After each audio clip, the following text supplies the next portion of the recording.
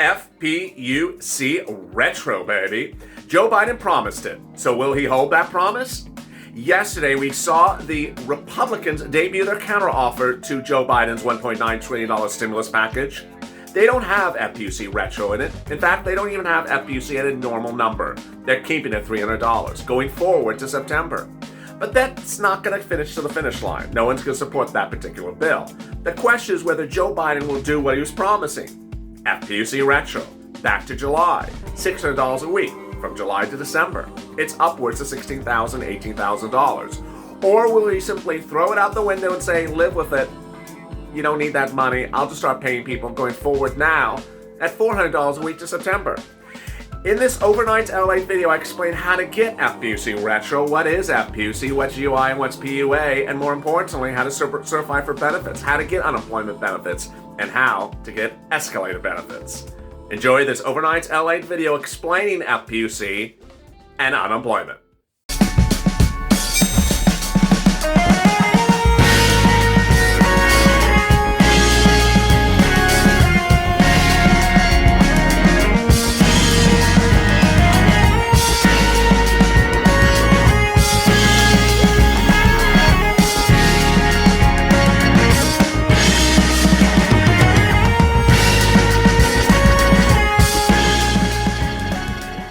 FPUC, that $600 from the federal government, expires next week, but will it be reinstated in early August? Hey everybody, this is LA Late with a second stimulus check and stimulus package update for today. This one's about FPUC, that's $600 from the federal government, UI, unemployment benefits, and PUA, pandemic unemployment assistance. Really big news coming out minutes ago about PUA, jobs, and even college football. The impact of FPUC is really rippling across the country. If you don't know, the bad news is that FPUC from the federal government, that $600 per week passed in the CARES Act, the first stimulus package, expires this coming week. The good news, however, that we're reporting is that it's likely to be reinstituted by Congress in August. Ultimately, what you could see is a lapse of coverage for a couple of weeks that could be paid back retroactively when it's reinstituted. What's going on? Let me go over it with you. FPUC, which is that $600 from the federal government per week, was passed in the CARES Act back in May, the first stimulus package. It pays $600 per week for every week that you're impacted from March to July.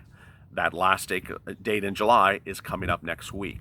FPUC expires next week. So what's going to happen is that if you are currently on UI or PUA and you're getting that additional $600 per week from the federal government, you will stop getting it later next week. There's only one case in which you won't stop getting it next week, and that is if there is an emergency order issued to extend it. Congress is not in session, so they can't do it unless they do some incredible thing that I have not seen coming. The president can issue an executive order. The Federal Reserve can issue an executive order. It doesn't seem like anyone's going to be doing that in the next 4 days.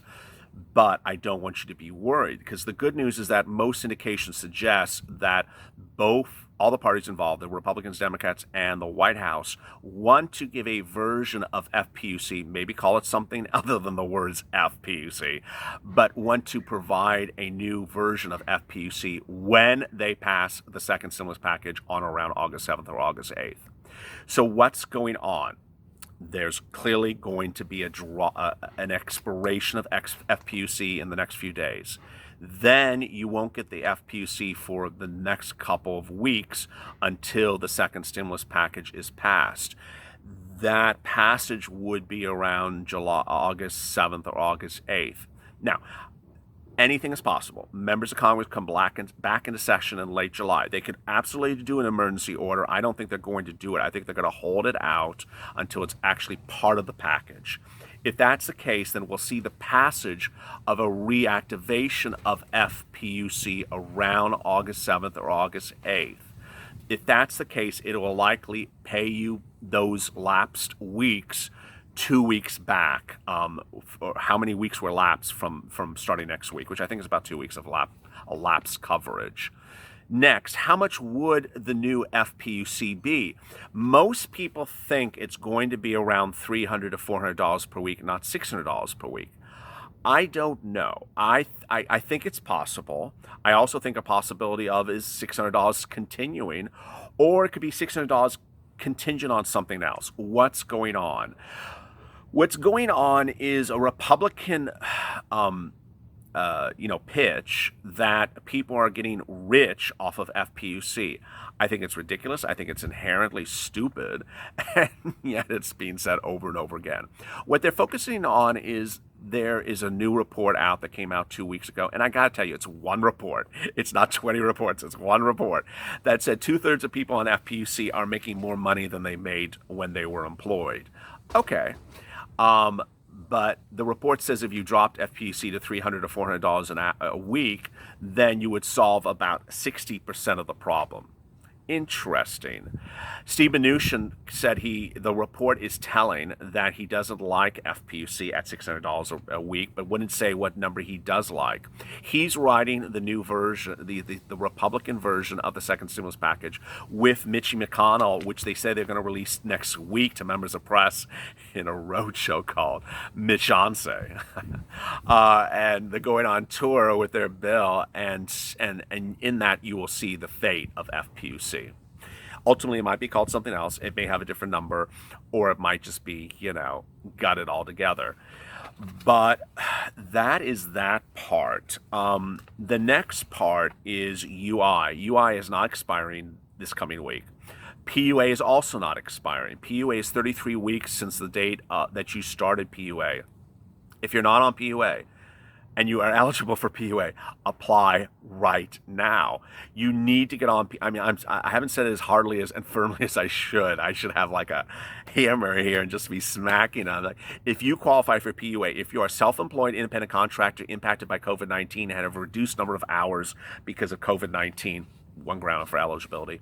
You have COVID-19, second ground for eligibility. You take care of someone who has COVID-19, third ground of eligibility. You live in a household where someone has COVID-19, apply for PUA right now. PUA eligibility requires you to be not eligible for unemployment benefits. So unemployed people, UI, do not get PUA.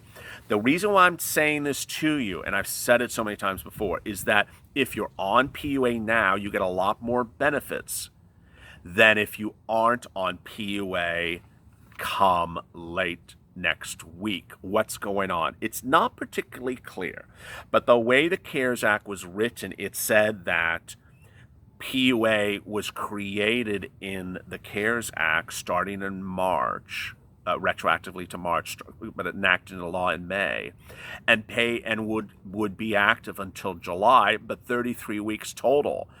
Well, it looks like, and I don't want you to be screwed because we guessed, it looks like if you wait to apply for PUA in August, it could be gone for new applicants.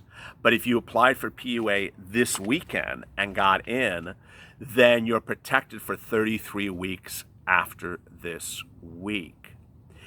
What am I talking about? It's one of those things where there's like a window of opportunity to apply, and then that window for new applications is shut down.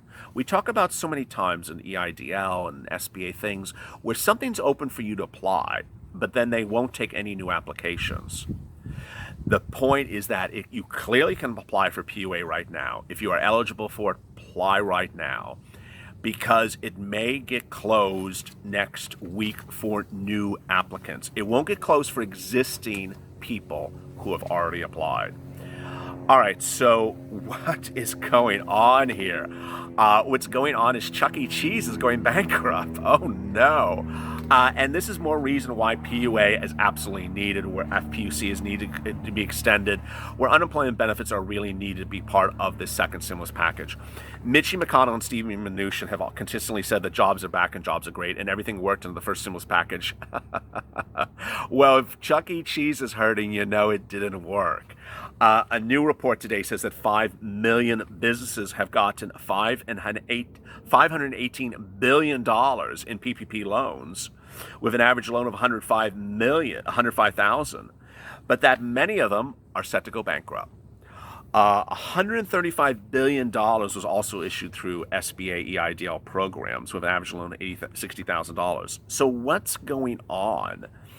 A new interview released minutes ago shows that there's a lot of companies that are on the brink of going bankrupt. Those that got benefits from the first stimulus package could face bankruptcy. And what does that mean? More people are unemployed, more people need FPUC. One person interviewed in the report says 8 weeks was nothing considering we are on month 4 of the pandemic. He's referring to the number of weeks of PPP benefits paid to employees to keep them on salary. 8 weeks is not enough. So a new report issued today, minutes ago, from the S&P Global Ratings business says that 15 publicly traded restaurant chains are likely to default. Or most likely to default. These adverbs are all over the place. And if I say the names, your mouth is about to drop. Starbucks, Denny's, and Yum Brands made the S&P list with a much smaller probability of default in a year, all at 10% or less probability. But franchises of large fast food chains are also struggling. Operators of chains like McDonald's, Wendy's, and Yum Brands, Taco Bell's received millions of PPP loans, but NPC International, Pizza Hut's largest U.S. franchise, filed Chapter 11 bankruptcy on July 1st. It is literally all over the place. There is a whole gamut of big companies, which I won't bore you with, that literally have prepared to file for bankruptcy or have filed for bankruptcy within the last few days, suggesting that FPUC is needed more than ever. I mean, I have done the data for you. 17 consecutive weeks of unemployment claims, new unemployment claims over 1 million per week. The worst numbers we have seen ever in the history of this country. We have never seen 17 weeks of unemployment claims each week bringing in over 1 million new claims. 1 week was 2.5 million. Second, we see that people making $40,000 or less, the vast majority, in 2019, the vast majority have lost their jobs. They're unemployed. Third, we see that people who are at the lowest level of income earners in 2019 are really on the face of not being able to make rent and being displaced, aka made homeless, in the next couple of weeks. So we have a lot of big issues. Ultimately, what economists are saying are two things that absolutely need to be protected in the second stimulus check are unemployment benefits and where you live. And that if you don't protect those two things, you will see a financial cliff.